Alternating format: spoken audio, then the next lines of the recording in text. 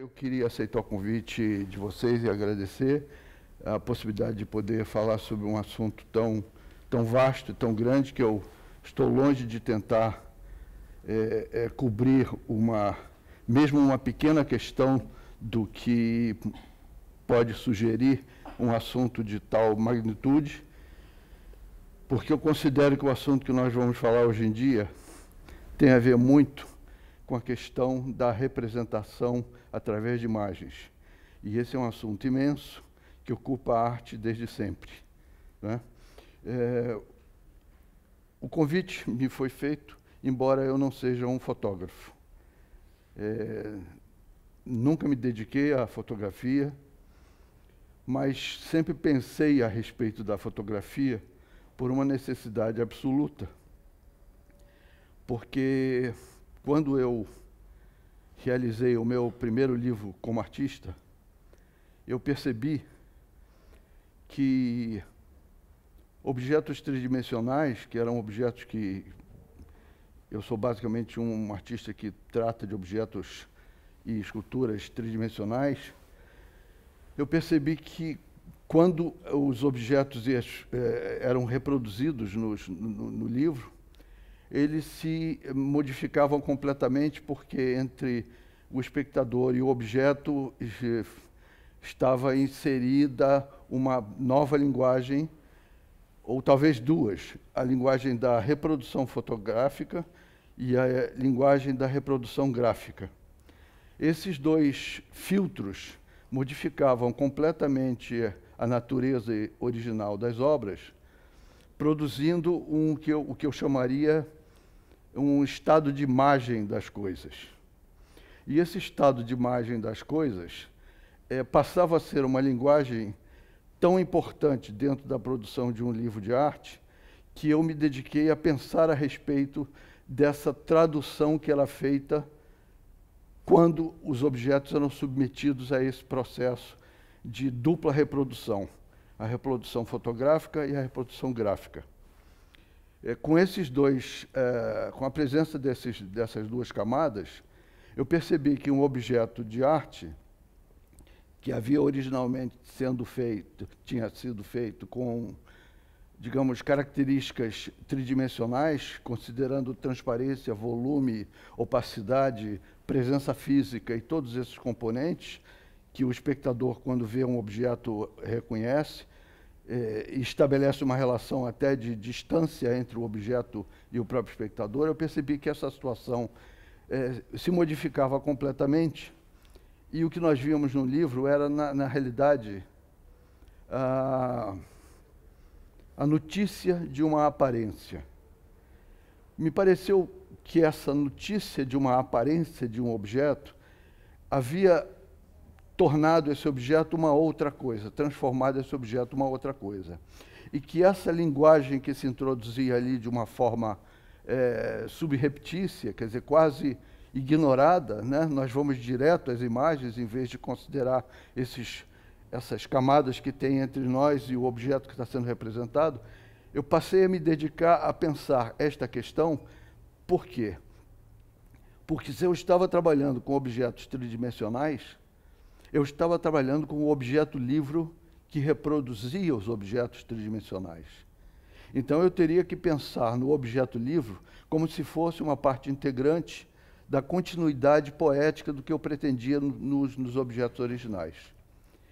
Então, não por acaso, o meu primeiro livro, chamado Aparelhos, tinha na capa a reprodução de um gelo com um dado dentro.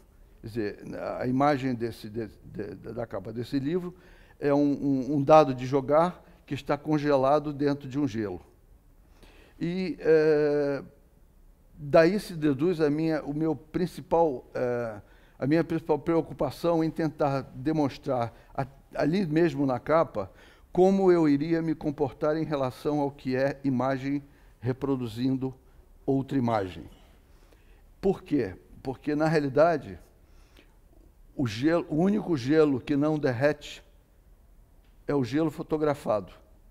É o gelo que você, com a fotografia, congelou a imagem do gelo a tal ponto que ele permanece gelo e não derrete, e não vira água. Ele se permanece gelo o tempo todo. Esse procedimento me fez pensar muito a respeito desse estado de imagem das coisas. E eu passei a considerar que a fotografia num livro inventava uma possibilidade nova que podia ser usada expressivamente como parte da obra. O Aparelhos é um livro totalmente dedicado a essa questão, na medida em que eu considerei que não dava simplesmente para passivamente tratar um livro de arte como se fosse uma reprodução das obras de arte, mas que as obras de arte, isto é, que as imagens teriam que reagir à altura a essa redução a qual elas eram submetidas. O livro Aparelhos foi feito em 1978 e, 2 anos depois, eu fui convidado a fazer, pela Funarte, um outro livro com as minhas obras. Como eu já havia feito o Aparelhos e tinha pensado no processo de realização do livro Aparelhos uma série de questões relativas à imagem e à reprodução das obras de arte, eu propus à Funarte fazer um livro que tratasse dessa questão especificamente. Embora eu tivesse, no Aparelhos, reagido a um fato que me pareceu importante no sentido de ressignificar a obra por causa da redução que ela sofria com a reprodução fotográfica, no Manual da Ciência Popular eu tomo essa questão como ponto principal do livro. Quer dizer, eu passo, através do próprio livro e através da maneira como o livro é construído, passo a tratar a questão da fotografia e da reprodução das obras de arte como o principal tema do livro. Manual da Ciência Popular é um termo que, de uma certa forma, esconde e evoca a questão do livro. Esconde porque é necessário, do meu ponto de vista, seria necessário que a pessoa, ao ler essa frase, não entendesse exatamente o que ela significaria, no sentido em que percebesse que, embora palavras como manual, ciência e popular estivessem no livro, o livro não era nem um manual, não era nem ciência e nem era popular. Mas, de qualquer maneira, a evocação dessas 3 relações me permitiu avançar em direção ao que é a reprodução, aí, nesse caso, até do que é o conceito que está exposto na capa. A capa do livro é a fotografia do próprio livro. Então, o Manual da Ciência Popular tem como capa a foto dele mesmo. Então, ele reproduz na capa dele o aspecto que ele tem. E esse livro foi feito com a intenção de demonstrar que, e o que era habitual na época, todas as pessoas achavam, ou muitas pessoas achavam que a arte contemporânea era uma coisa tão fácil de ser feita que cada um poderia fazer. Então, se dizia na época aquela velha frase, dizendo, isso eu também consigo fazer. E, no decorrer de uma série de embates desse tipo, eu perguntava às pessoas se elas haviam entendido o que era o objeto de arte contemporâneo. E elas me diziam que elas não tinham entendido o objeto de arte contemporâneo, mas que elas poderiam fazer. Então, me chamou a atenção o fato de que, como é que uma pessoa julga que é capaz de fazer uma coisa que ela não entendeu?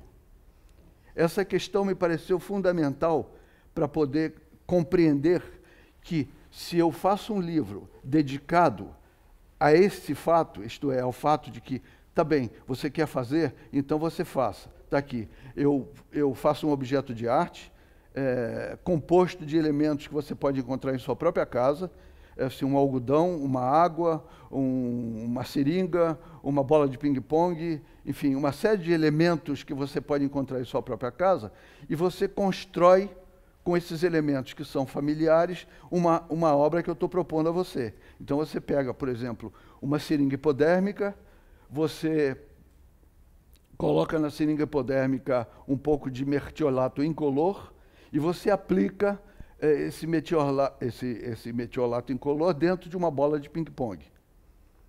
Isso vai resultar num objeto que tem geralmente, a bola de ping-pong é um formato que equivale ao olho ocular humano, né? Ao globo ocular humano. E quando você injeta a bola de um líquido da bola de ping-pong, a matéria da bola de ping-pong torna aquela superfície que é rígida, ela fica ligeiramente macia, porque ela absorve o que está dentro dela, e você, no tato, você percebe que ela fica parecendo um olho humano. Então, quer dizer, essa operação de realizar a obra, no Manual de Ciência Popular, e eu estou dando só um exemplo de 40 objetos que foram feitos com essa finalidade, demonstrava à pessoa que a realização de uma situação como essa, ao contrário, em vez de facilitar a compreensão, trazia para a compreensão uma outra camada de significação. E que era nessa relação entre essa camada nova, que era oferecida na espontaneidade da fabricação daquele objeto, que tornaria aquele objeto não mais compreensível, mas mais perceptível na sua especificidade. O Manual da Ciência Popular foi feito, realizado, com algumas experiências nesse sentido, e a questão da fotografia permaneceu para mim como uma questão fundamental, na medida em que a fotografia passava a ser aí um elemento parte do trabalho, evidentemente ligado à questão de realizar livros de arte. Eu lembro que, na realidade, essa história das imagens começa, de certa forma, em 1910, do meu ponto de vista, com um pequeno livro, que também, de certa forma, é um livro documental, e que me pareceu sempre muito interessante, porque ele tratava da questão da fotografia de uma forma completamente diferente. É um pequeno livro editado em 1910, chamado Atlas de Nuvens. Nesse livro, o fotógrafo, que era, nesse caso, anônimo, fotografou durante meses e meses e meses as nuvens do céu e fez um atlas que foi, do meu ponto de vista, um dos primeiros livros bem-sucedidos de fotoimagem que eu conheço. Um livro feito em 1910, em que, digamos, a fotografia era tratada como se fosse um elemento técnico de restaurar a nossa percepção a respeito de um fenômeno que não era considerado um fenômeno perceptível, observável. Esse Atlas de Nuvem traz uma questão, do meu ponto de vista, nova para a questão da fotografia, que é, de certa maneira, provavelmente, quem sabe, um livro visto pelo Man Ray, que é talvez um dos primeiros artistas fotógrafos que eu tenho conhecimento.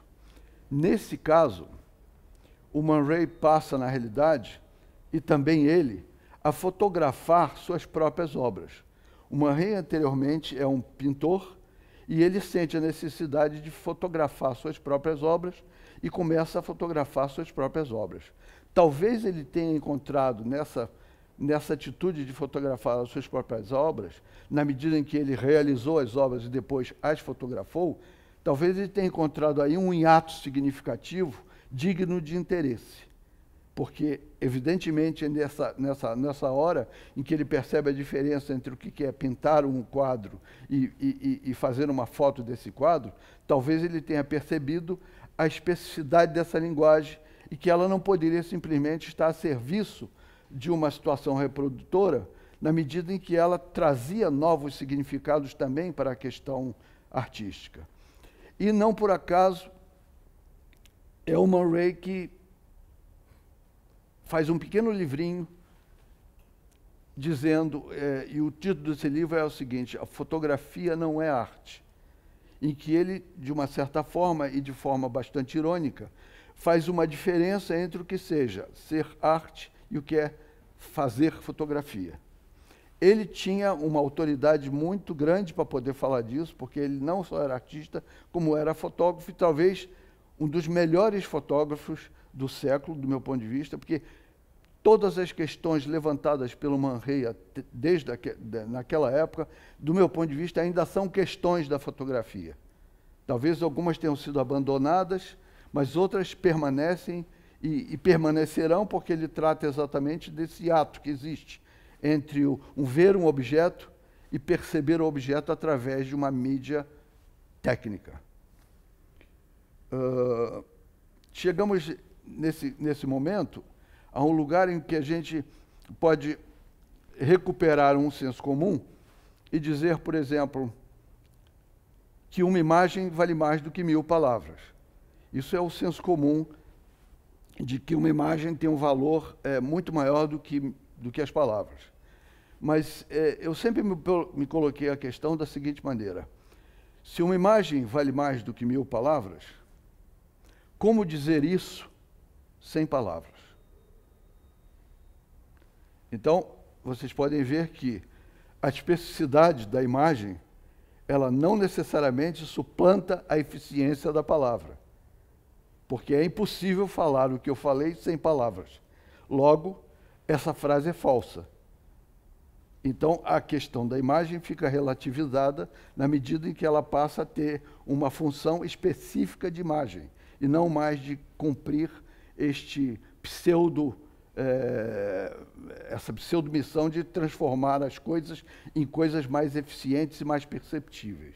Talvez tenha sido um dos primeiros livros onde a fotografia foi utilizada como uma linguagem artística. No Fotoalg, não é por acaso que nesse livro estão contidas fotografias. A diagramação tem um papel importantíssimo na relação entre as imagens que estão lado a lado nas imagens, porque foi feito por um programador visual, por um tipógrafo dos mais importantes do século, que chamava-se Tschirhold. Esse livro foi projetado pelo Tschirhold, com fotografias de muitos artistas da época, inclusive, pela primeira vez, eu acho, se pode ver o livro utilizando fotomontagens de fotos, quer dizer, fotocolagens, né? Então, o livro não trata simplesmente da fotografia, trata do fato de que produzir imagens significa produzir sentido, significa produzir dimensão, significa produzir continuidade gráfica, significa produzir explicitação de certas questões através da relação entre uma imagem com a outra. Existem páginas que são absolutamente sensacionais, como, por exemplo, onde a multiplicidade... Olha essa página, onde o Tschirhold compara um arquivo a uma presença muito grande de pessoas na praça. E essa fotografia, ela potencializa essa imagem, e essa imagem potencializa essa outra. Esta utilização da fotografia, ou melhor, da diagramação com fotografia, dá a esse livro uma dimensão especial na forma como ele foi realizado. Tudo aqui nesse livro é expressão. É expressão a fotografia, é expressão ao assunto, é expressão à dinâmica, é expressão à continuidade gráfica das páginas, é expressão o fato de que ele é uma continuidade de visitação constante e cada página, de uma certa maneira, se relaciona com outra. Então, você tem páginas como essa, por exemplo, que é uma página magnífica, de dois fotógrafos diferentes, mas onde você encontra uma terceira coisa, e essa é a importância, talvez, desse livro, onde a soma disso, mais isso, consegue construir uma terceira coisa que não é isso nem isso, mas é uma terceira coisa produzida pela relação entre essas duas páginas. Isso me parece ser, digamos assim, a natureza específica desse livro enquanto expressão. Ele consegue produzir, apesar das fotografias, apesar dos assuntos, apesar das questões que estão sendo vistas, um terceiro elemento que não é nenhum desses elementos que parecem visualmente presentes, mas que faz o livro. Na realidade, o livro é esse terceiro elemento produzido pela relação entre os elementos que ele utiliza. Então, isso faz desse livro um livro muito especial. O que ele tem aqui a mais é uma coisa que não está em lugar nenhum desses componentes, mas é uma produção feita por esse livro. Nesse sentido, ele é um livro especial.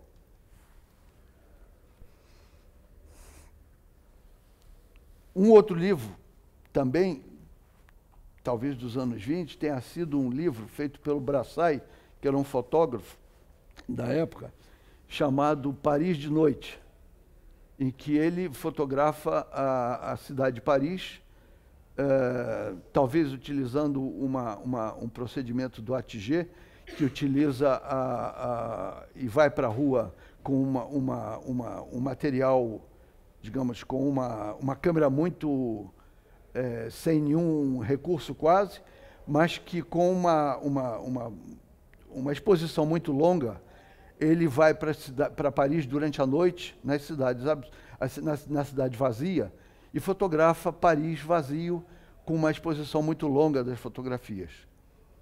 Esse mesmo procedimento muda também, de certa maneira, a ideia de Paris. Quer dizer, a qualidade do livro do Brassai também, além, evidentemente, da belíssima reprodução técnica, que pela primeira vez consegue reproduzir os pretos e os meios tons de uma forma absolutamente sensacional, porque é um livro que não usa retícula simétrica, é um livro que usa zincografia, que faz com que a retícula não seja uma retícula simétrica, mas seja uma retícula randômica. Então, isso dá à fotografia um caráter de presença tátil, que faz uma diferença muito grande. E, do que eu saiba, é o primeiro livro a ser usado com esse sistema. Então, ele melhora em 40% a reprodução dos meios tons. Então, no livro do Brassai, pela primeira vez, você tem um preto quase absoluto e você tem, ao mesmo tempo, uma gama variadíssima de cinzas, não só pela forma como o Brassai utilizou a questão da fotografia, do processo fotográfico, como pela forma também como essa retícula randômica mudou muito a maneira de se relacionar com a imagem. São dois livros que eu acho excepcionais em todos os sentidos.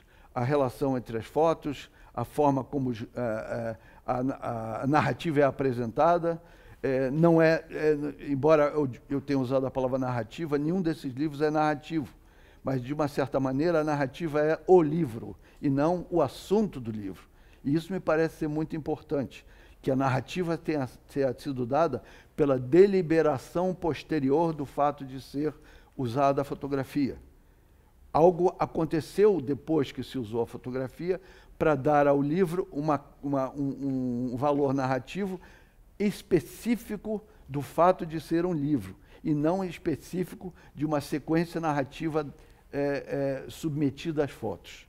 Isso me parece um grande momento para a compreensão do que é a autonomia da qualidade artística de uma decisão em relação à submissão fotográfica das imagens.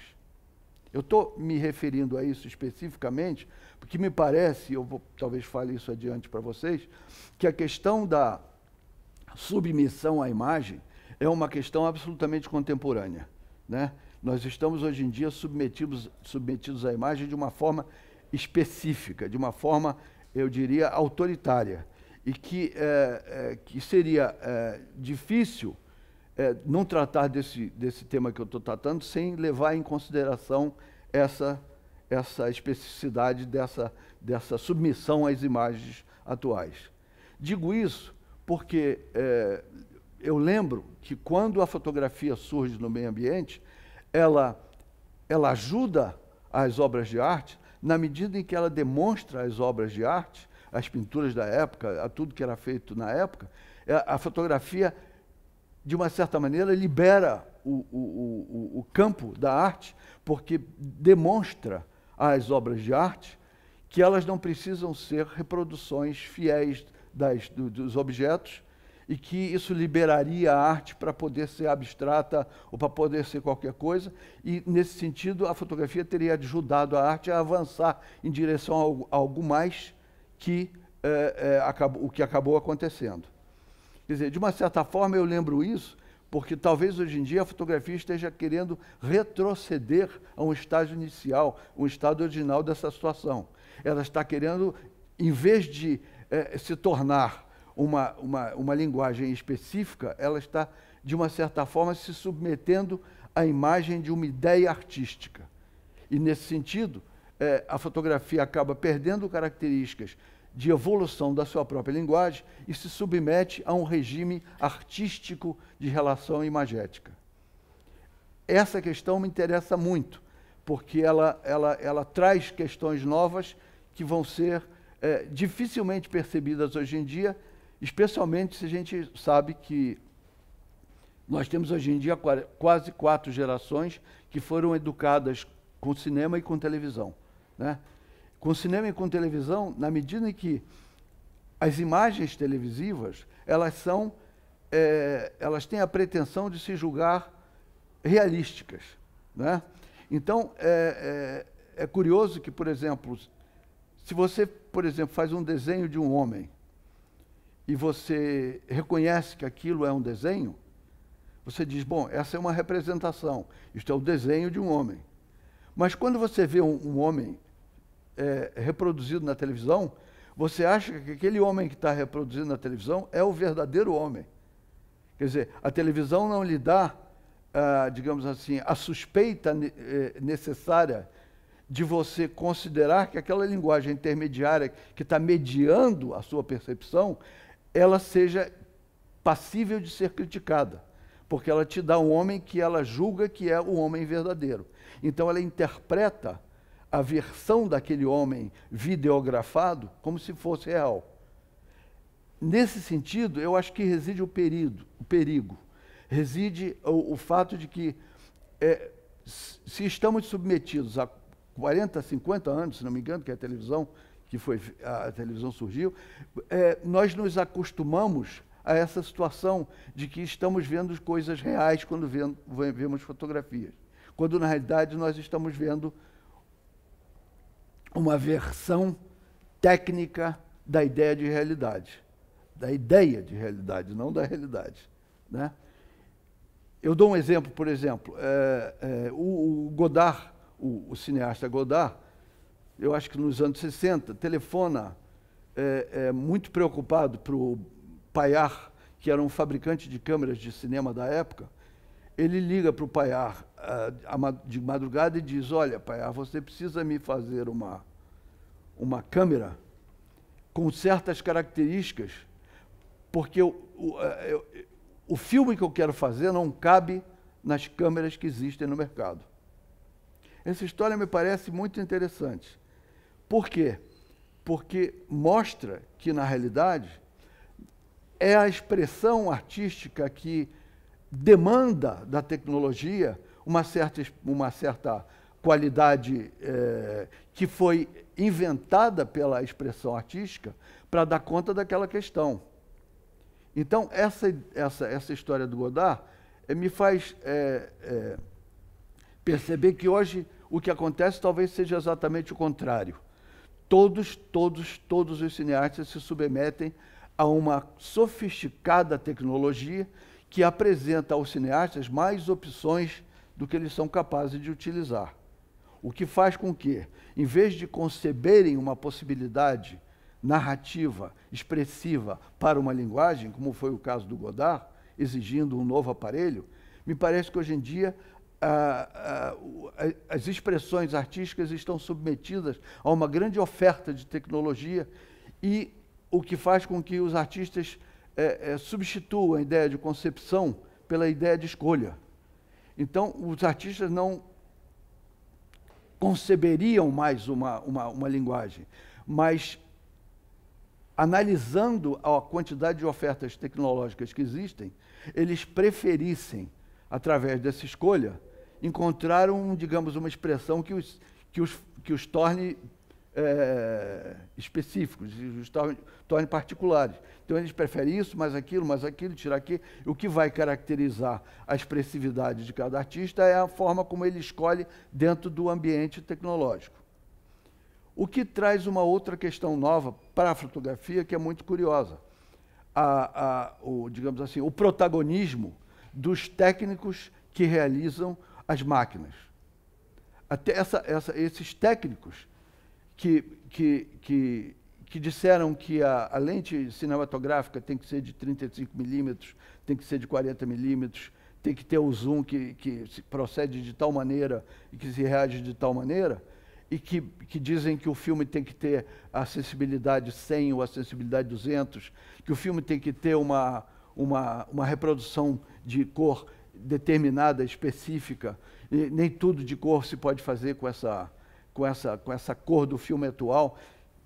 Basta lembrar para vocês a diferença que existe entre os filmes dos anos 50 do ponto de vista de cor e as cores que se usam hoje em dia, né? Então, quer dizer, é como se a gente, mais uma vez, a gente se submetesse à questão digamos, dessa falsa oferta de demanda, essa demanda da tecnologia, e considerando que nos é suficiente a múltipla escolha desses fatores.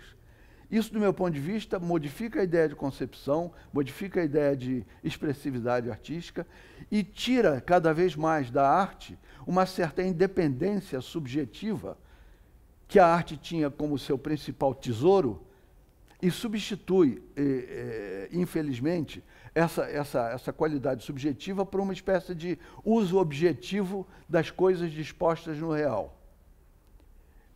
Eu, como artista, confesso a vocês que eu tenho que fazer uma crítica muito forte em relação a esse tipo de questão, porque eu acho que, me parece que a subjetividade artística ela é basicamente anárquica. Ela não trabalha dentro de concepções, mesmo as mais variadas, e nem aceita a grande diversidade tecnológica que a tecnologia nos tenta impor como se fosse uma vantagem. Eu acho que, na realidade, o que a tecnologia nos apresenta hoje em dia é uma limitação muito boa e muito variada de uma limitação mesmo. E que, se a arte não considerar essa questão de forma muito crítica e muito pertinente hoje em dia, eu acho que vamos chegar a um momento em que, infelizmente, nós vamos começar a achar que a arte é uma espécie de aplicativo, né? A arte é um aplicativo, a arte é uma coisa que se faz a um assunto para ele virar arte. Quer dizer, então você pega um assunto, você aplica a arte a esse assunto e isso vira arte.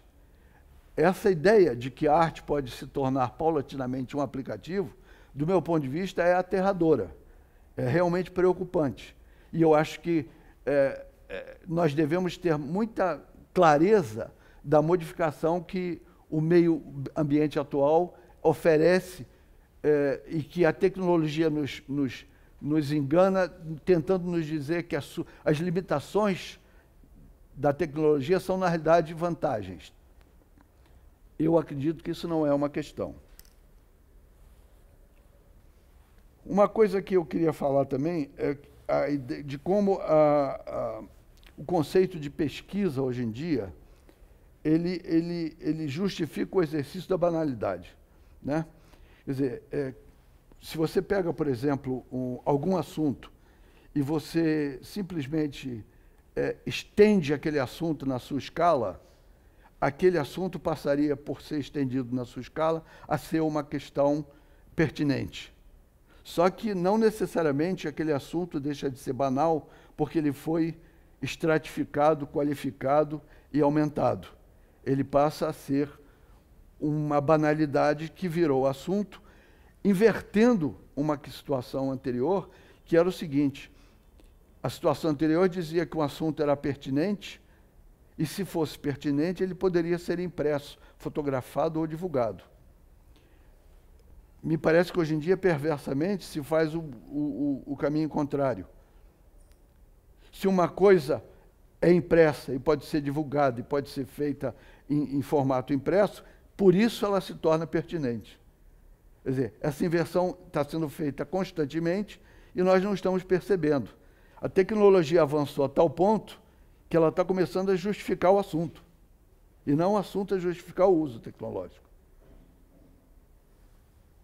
Talvez seja hora agora de falar para vocês, já que nós estamos falando dessa questão que me parece muito complicada, demonstrar que um artista como Duchamp, por exemplo, em 1910, 1915, ele já apontava essa questão porque demonstrava em suas obras o desconforto da máquina em se transformar um objeto de arte. E ele trata desse desconforto da máquina nas suas obras. Quer dizer, pela primeira vez, numa pintura, uma máquina e uma pessoa, isto é, uma máquina e um organismo vivo, se confundem numa mesma imagem. As imagens do Duchamp, as primeiras imagens da Noiva ou de outros trabalhos que foram resultar no Grande Vidro, são exatamente esse momento em que a máquina e a imagem da máquina e a imagem produzida pela máquina encontram um momento de desconforto, e o Duchamp aponta um pouco para esse momento de desconforto, onde aí começa a questão da deterioração da questão subjetiva na arte, tão fundamental para a compreensão do problema que acontecia.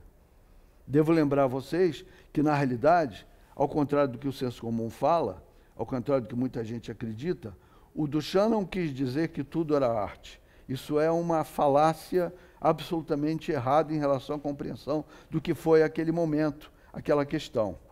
Na realidade, a questão do Duchamp, quando ele apresenta o urinol na exposição dos Independentes, é que o Salão dos Independentes, ao contrário dos salões da época, dizia que não ia censurar nenhuma obra de arte, que bastava que você, como artista, fosse livre, você era livre, e você poderia apresentar qualquer obra de arte, qualquer coisa, se você pagasse 14 francos.